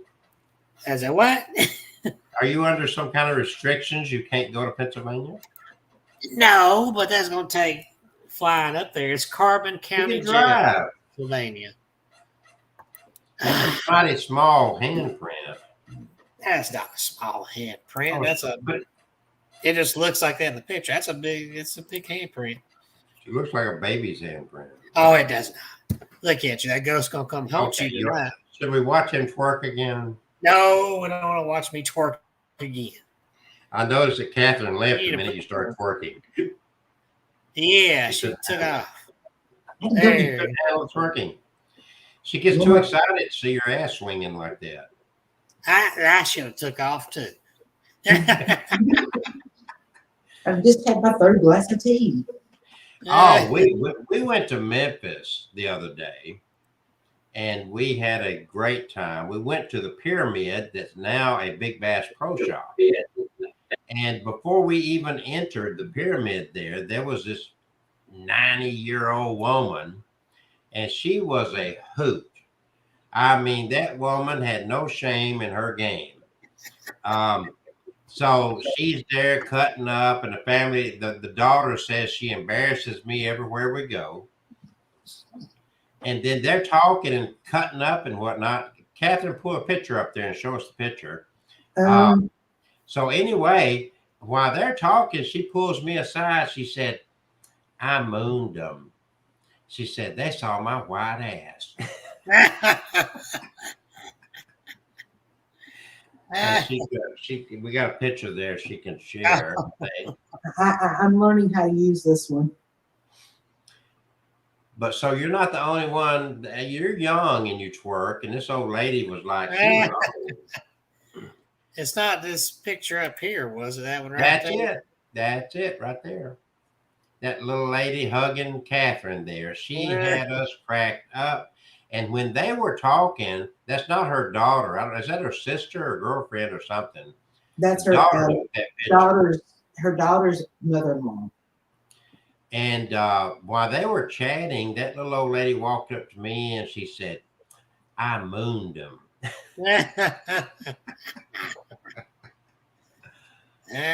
So that was an interesting visit. We had an interesting graveyard visit. We went to the called the Crystal Grotto at a cemetery there, and that was in itself was awesome. And I didn't realize it, but right across the road where we parked in the cemetery, I'm walking along and stumbled into Isaac Hayes' grave. Oh. And if you don't know him by Yeah. his music, he also played the chef on Cartman. Oh, there, little children. You know, South Park. Yeah. Yeah, but that was Isaac Hayes' Shaft, that movie Shaft. He was the one who did that song. Shaft, what you talking about? Yeah. Catherine's too young to know what that's all about. I know about Shaft. I didn't say you, I said Catherine. Jeez. Catherine. Is your name? Quit wiping your nose on You the said show. Kevin, you old mumbling He thing. took his hand and wiped the snot off his freaking nose right in the middle of our show. I did not. I just You did. Do you think I can't rewind this? It's not going to stop but a hand go up here and go across. Yeah, there you go. Look at that. Okay, let's go watch. We need to watch Kevin. We got a few minutes. No. We watch Kevin twerk again. Is We that what don't need to see twerking again. Get what music era do I like? I can get a word in edgewise. Say what? What era of music do I like? What era of music does she like? She likes the 90s. Like Hootie and the Blowfish. All right, Guess Guess what, folks? Guess what? Here we are on 10/11 of 22. We are exactly 20 days away from Halloween. The countdown is on. They did some cat ball crap and talked to these dogs, spirits, and Kevin twerked on video and told some stories. And of course, you know, Catherine laid back and sucked on her vaping thing and all this stuff. And I kind of ignored the show tonight because Yeah, he did. We did all the work. Kevin's dangerous. Why don't that knife have blood on it? You've been cleaning it too good. So I got a question. You talk about your dad's knee surgery. Why we haven't seen your dad or heard from him lately? What's going on over there? Well, Do you need to borrow the casket in my backyard? No, I don't need to bow now. well, he came on the show tonight. You know, Kevin could be really him, Kevin did what? and he could have already He taken peed. care of What? his Why dad. did he pee? What? What did she say? Kevin could have been. He pooped and peed. What? Kevin, did you understand me? Yeah. You were saying he could have already been. What are you gonna say? I could have already killed him. You could have already killed him. Yes. Yeah. You go trick or treating with your brother. So wacky Halloween. How old are you? Oh, Wacky Halloween's still with us. Catherine, is that your knee poked up in the air there? Right here. Yes. Pull it down. There you go. Look like a stick up in the air. I'm trying to get back in and stay in the camera. Well, you got the camera on your drink bottle. And what happened with the 16-year-old? What happened with your board you created for you? Did you use a pendulum at all tonight? Hello? No. You did all that work and now she disappeared. So Wacky's Halloween's going trick-or-treating with her brother. I assume a girl. I guess everybody's going trick-or-treating on Saturday night. Is that what we're hearing, Kevin? Oh, I hadn't even heard. Well, Halloween falls on Monday. I looked it up and it looked like people are planning for Saturday night. I hadn't heard. So when are you going trick-or-treating, Kevin? I'm too old to trick or treating. We don't. No. We don't have any trick or treaters. I know you like candy. Oh, Wacky says I'm a boy. Oh, really? Wacky's a boy? I thought Wacky was a girl. I'm sorry. I do apologize. Okay, that's somebody else that was a lady. This Tree right here. Tree is a lady. That's the lady. Got confused there, Wacky. No, Wacky, I thought that was a he. Yeah. And that was from London, England. We get visitors from all over the globe here. Yes. Well, it's about quitting time. You got any last words to say before your sacrifice tonight? Any last words? Uh, I just say, go ahead and say happy Halloween, happy Halloween, Halloween. Next time we see you, we'll be down to just about a week or so from Halloween. Yes. Go ahead and slice through there. See some blood. Hey, no blood. I must already be dead. Okay. So is that a styrofoam head that thing is on, or is it just your hand in there? I got it. I got my hand in there. I do have a styrofoam head that it sits for display purposes. How do you mount that? It is. There's a styrofoam head in there. I've got 5 or 6 Michael Myers masks, and they have styrofoam heads. Okay. Have you been to Home Depot or Lowe's lately? We did go to Home Depot, but I behaved and did not buy anything. I'm trying to hold on. Lowe's has got Michael Myers lamps, the string lights. Have you seen those? Yes, I've seen those. I'm surprised you haven't got those. See, I'm holding on to my money. So, is that your favorite? Yeah, this one, I like it because this is not a mask you can buy in the store. This was specially made by a gentleman that makes these. He's an artiste with masks. What he did was take the actual William Shatner mask, because the original Michael Myers mask was made from a William Shatner mask. He took one of the William Shatner masks and he did the whole thing, painted it, teased up the hair, cut the eyes open a little bit. So it looks a lot like the movie version of Michael Myers. The ones that sell from Trick or Treat Studios are good, but they don't quite have the look enough. Like this one, ooh. I bet that was expensive then. Yeah, he charges $200. I got this. Well, it was last year. So you went to Memphis earlier this year, Yes. and you were in a motel room and ended up losing some valuable autographed photos. Yeah, it was just a couple of them, but still. But now I've got the most important one that I lost. I have the replacement now. Is that the one with the leg spread? No, that was the one with Joe Bob Briggs and Darcy the Mail Girl. So you got that replaced. Yes. Oh, do you have it in front of you? No, it's in there. I already got it framed in there. Oh, okay. But So Wacky Halloween's is going as Undead Creepy Clown for Halloween. I thought we had a copy of that picture right here, but I guess we don't. So, Wacky Halloween, did you enjoy the story that Kevin and I told tonight with his Halloween mask and him doing the knife and me going on early because I was scared? You got muffled, but I She's think you breaking were up. asking. Here's that picture, by the way. And they signed it exactly like that. No difference at all. Looks almost exactly the same. So I now have. Yeah, see, Kevin really wished that was his head in that picture down there. She is very, very hot.